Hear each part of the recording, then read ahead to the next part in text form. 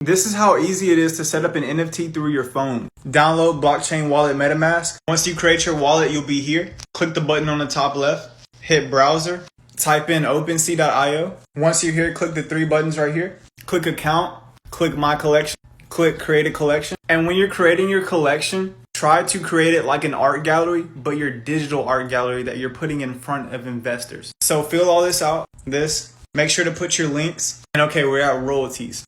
On OpenSea, you can only go up to 10% on your percentage fees. What this means is that every time after somebody sells your art, you get 10% back. And this is important.